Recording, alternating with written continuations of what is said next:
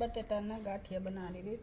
આપણે સાબુદાણા સાંજે 1/4 કિલો પલાવ દીધા હતા અને 1.5 કિલો બટેટા બાફીને નાખ્યા છે. તૈયાર થઈ ગયું. આપણે ઉકાળ્યું પછી આપણે આમાં એકદમ સરસ બાફા દેવા પડે બટેટા અને પછી હંચામાં મોટી સકરી હોય ને ગાંઠિયાની એમાં પીલી નાખવાના એટલે સાબુદાણા ન ભાંગે અને ગાંઠિયામાં ઓલા રહે નહીં. પેકિંગ કોથળીમાં લીધું છે એટલે હું ઘડીએ ને ઘડીએ સિરાય નહીં. કાતરેથી સેજ આપણે જેવા ગાંઠિયા રાખો એ પ્રમાણે. જો અત્યારે તો આ મોટો દેખાશે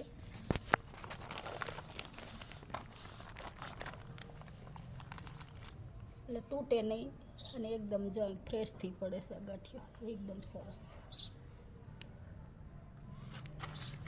પ્લાસ્ટિકની કોથળી લેવાની એટલે ફૂંકાઈને તે ઉખેડવામાં સરળ રીતે રહે.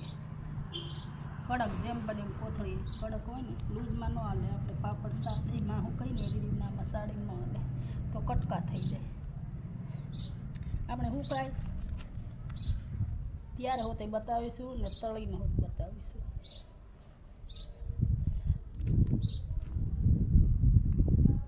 જો મસ્ત ગાંઠિયો તૂટે પણ નહીં.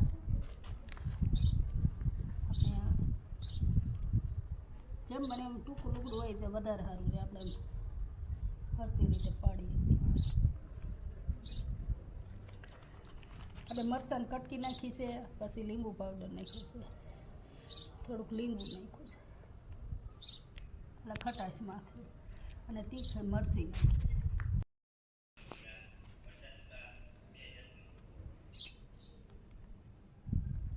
આપણે જે સાબુદાણા ગાંઠિયા કર્યા હતા ને એ મુકાઈ ગયા અને આપણે ફરી રીતે હજી એક કાથું ભરાઈ એવા છે. આપણે થોડો ટેસ્ટ કરી જોઈએ અત્યારે નાસ્તાનો કેવો તળાય છે કેવા ફૂલાય છે.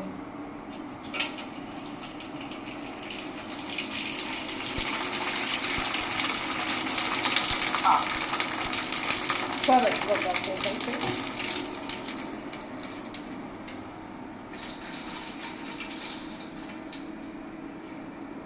કરવા જોઈએ. બસ બાકી આને લાંબા સરસ